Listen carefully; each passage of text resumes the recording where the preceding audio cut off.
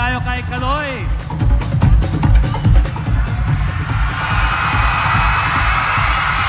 Mga kababayan, two-time gold medalist Carlos Yulo!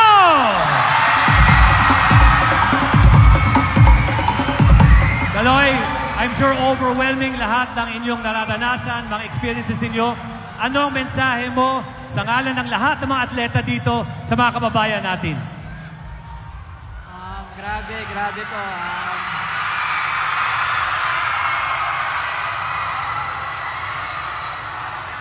Maraming salamat po sa Panginoon sa paggabay sa amin, pagbigay po ng lakas para ipagtaguyod yung mga pangarap namin sa buhay. Proud na proud ako sa mga nakatayo dito sa gilid ko. Grabe yung motivation po na nakukuha ko sa kanila at mga natututunan. Sobrang nakaka-inspira silang lahat.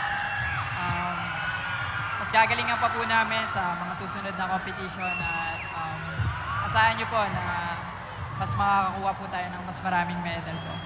Nagpapasalamat po ako sa lahat ng mga taong sumusuporta sa amin. Grabe.